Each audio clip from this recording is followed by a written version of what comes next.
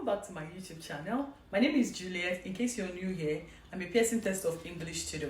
In today's video, we'll be looking at reasons why you failed the PTE. Just stay tuned, like I'm as relaxed as possible. Let's just talk about the reasons why people fail PTE and what they can do in essence.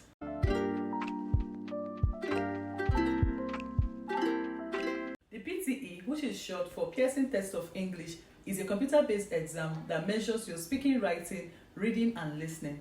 Now, people that want to migrate to Australia or people that want to study, or if you're in Australia and you want to get permanent residency, maybe after your study, you're required to write this exam. The people that also go to the UK also write this exam. Yeah, because I've taught a lot of people going to the UK that also needed this exam. Now, one of the first reasons why people fail is because they underestimate this exam.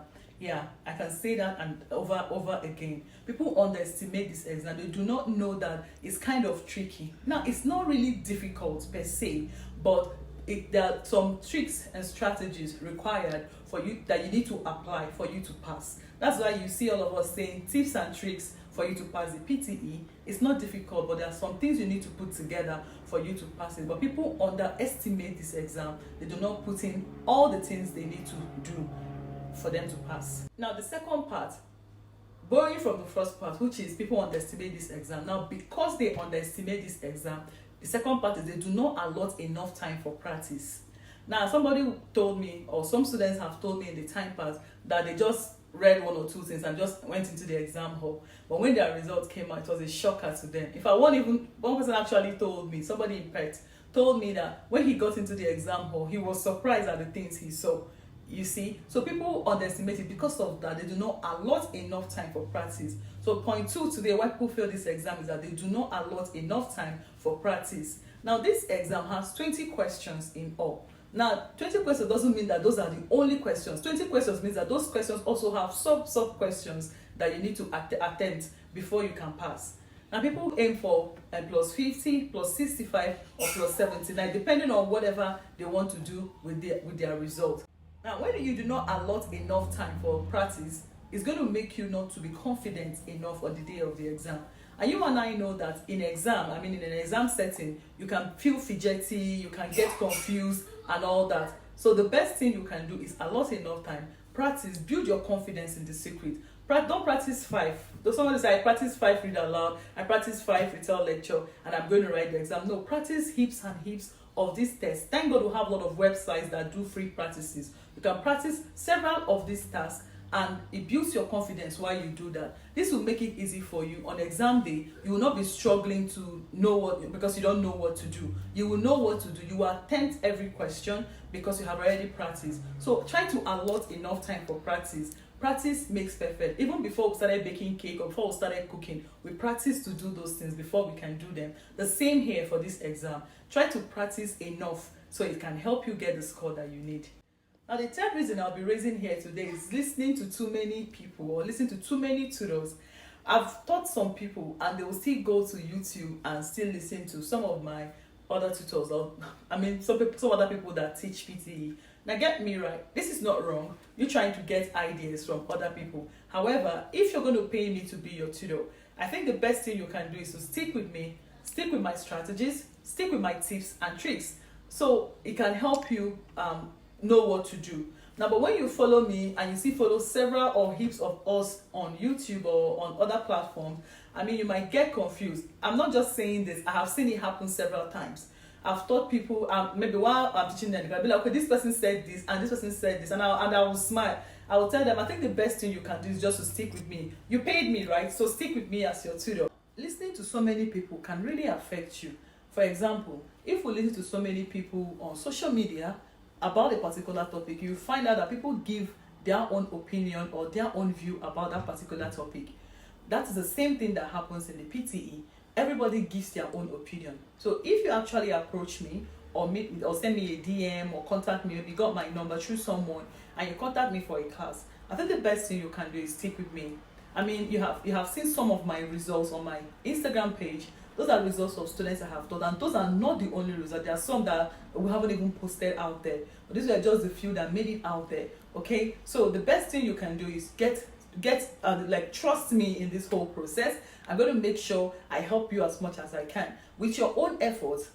will just make sure that you get the score that you need for your migration or your study purpose. So stick to one tutor and not listen to too many tutor to get your score. Now the fourth, or I can't even remember the number I am, but the next point I want to be raising here is time management, poor time management. For example, in the listening module where you're given 30 minutes or 43 minutes to finish that module, doing all the tasks, that listening task has like 8 tasks. Some people spend time trying to focus on the tasks that do not give a lot of scores. They do not manage their time very well, and this makes them not to finish the last task in the listening module, which is a very important task. Now for the speaking and the writing, your time is put together for you to finish those because they're the first session of the exam. But once you get to reading, you'll be expected to manage your time. Then listening, you have to manage your time. And one thing about the listening module is that you cannot even skip any of the tasks until the audio finishes playing. Now where the problem lies, the people, after the audio finishes playing, people still dwell on those tasks just to get their score. What people do is that they spend a lot of time, even after the audio finishes talking, they still dwell on those tasks, like all those multiple choice questions. They're trying to figure out the answer or the answers, just because they want to get that point. It's not wrong, you trying to get that point, but you have to be smart about it. If you don't manage your time trying to do those tasks, you might not finish the listening task or the listening module, which is one of the important modules in the PTE exam. So not managing your time very well is one of the reasons why you failed the PTE. Recently I taught a student, he said to me, that in the reading he didn't finish and his time went up. Then he had to hurriedly go into the listening. Prior to this time, there used to be an optional break after reading before you do the listening. Yeah, but it's no longer there. They've taken out that 10 minutes break. So you have to make sure that you're all right before you go into that exam. Eat all the food, use the toilet before you come into the exam hall, okay? So not managing your time very well is one of the main reasons why people do not get their score, reason why people fail this exam.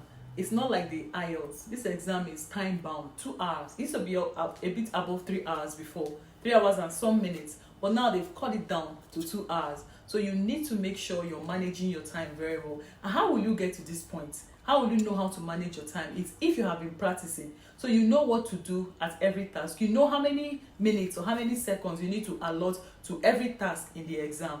If you practice, like I said, one of the reasons people don't give enough time to practice, they don't allot enough time. All these things fit in, they're like in a flow channel. If you do not, from the first point I have raised to another point, then to this point, they all trigger down, okay? So if you do not allot enough time to practice, then you will not be able to manage your time. So these things are the things that I wish to know. And I'm going to raise one more point before I finish this video today. Now, these are the things that I have experienced all my few years of teaching PTE to my students. I did not just raise these points from anywhere. These are the things I have seen firsthand with my students. These things have happened to them, and I've observed this thing in my process of teaching them.